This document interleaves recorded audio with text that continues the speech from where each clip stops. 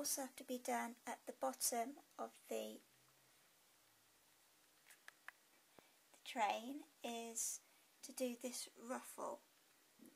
See right along the bottom here in the picture, there's a ruffle of net that's been added on.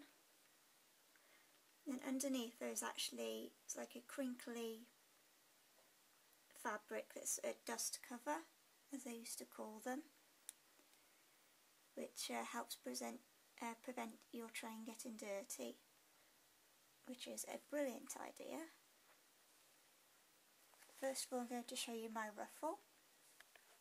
Okay, I don't know if this will show up very well, but basically I've cut a very long strip of net out, extremely wide. I've cut it to about 80 inches long all the way along to the end there. And again, I've decorated with my crystals so it's all ready to go. And as I say, I've made it a lot wider from here to here than what I need. So I'm guessing I'll be cutting some of that off after, because it won't be needed. And the next part will be to do a gathering stitch again, as we showed you earlier in the video. Run it probably about a centimetre in or so, along the top, all the way to the very end. And make sure you do a very good knot on your thread at the beginning. It's a good tip, because if that knot comes undone, then all your gathering stitches are going to come out and you'll be crying. Okay, this is what your trim will look like after we've done the gathering stitch and gathered it all together. I have to make a correction to earlier, because I said I cut a piece 80 inches wide when in fact it was I cut 3 pieces 80 inches long, and then joined them together because I didn't have a piece long enough. And then I've obviously put my crystals on it. Okay, we're going to place our trim 8 centimetres in from the end here to here, so that's 8 centimetres. Okay, we're now putting some pins in place so it doesn't move. We're going to keep measuring as we go along to make sure that we keep in no more or no less than 8 centimetres from the edge.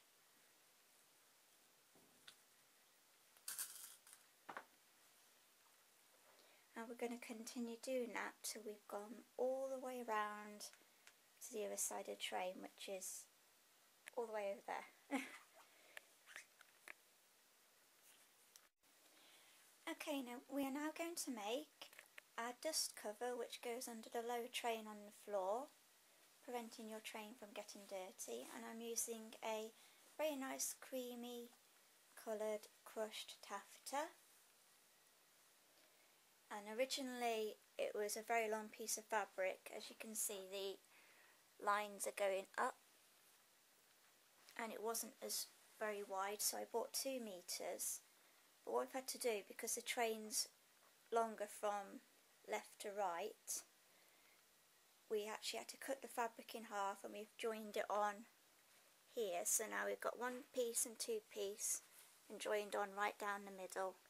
So now we have a piece going long ways the other way, and our lines can still continue going in the same direction. Okay, what I'm going to do now is we're going to attach a bottom frill on the inside of the train. So I'm going to cut a section 10 centimetres wide all the way across here, and then it will be attached to the bottom of the train as a separate piece. Okay, I've now tapped my edging on underneath like so, and we've gone on to cut the piece that's going to go on top of that.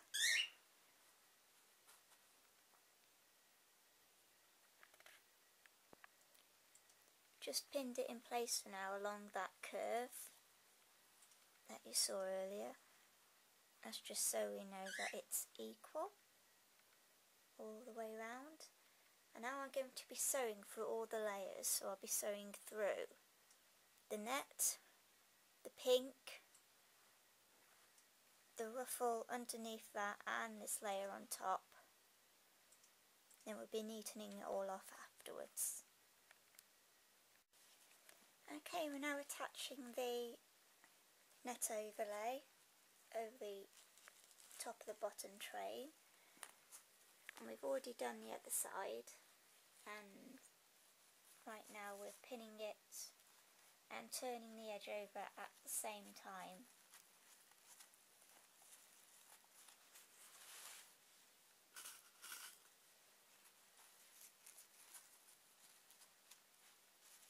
So you make sure you've got your 3 layers.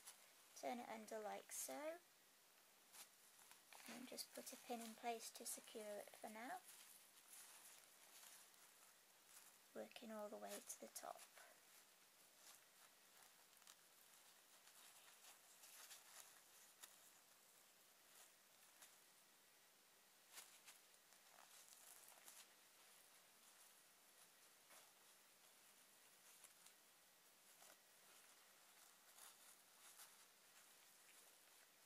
As I said earlier, I made my net overlay a lot bigger so that I have some excess net, so it makes it just a bit fluffier.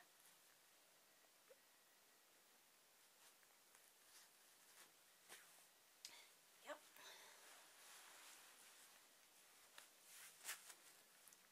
Okay, so that's the sides turned over, and it's been pinned down over the frilly part on the end there, just for now. Then we might tack it all down so it holds, and then run it through the machine.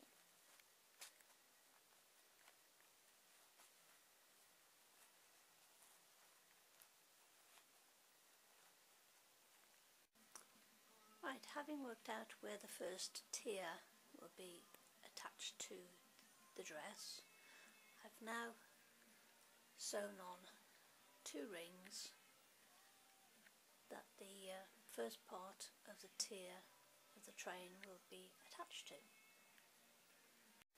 This is showing the top of the train, and I've now put on a couple of hooks and eyes on both sides, so when it's closed it will look like that.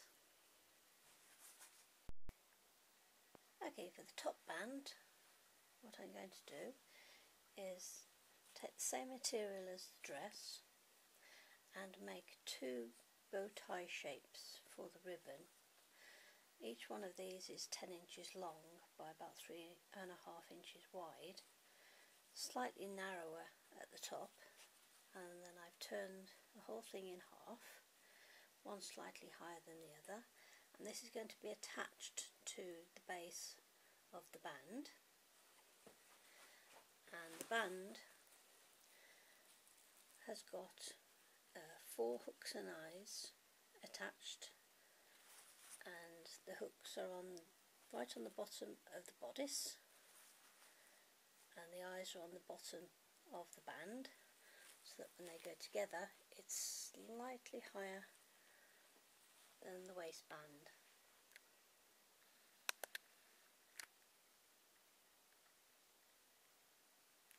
And to create the floral display, we're using medium-sized pink roses, and I should be using 3 of those, and each rose has got a rosette of lace around each one. So I've cut a circle of lace, scalloped it on the edges, then I've attached that to the base of the rose, and then I've connected up the 3 roses using the wire that comes with them, like so, and then this will be attached to the band and sewn on, and that is roughly what it's going to look like. And I've sewn on a couple of ribbons very securely to the joining part of the first part of the train, and these will be fastened onto the rings when you assemble the train. This is showing the back part of the train. We're quite happy with the amount of stuffing that we're going to put in for the first train. So now we'll be closing this up around the stuffing, so obviously it won't come out.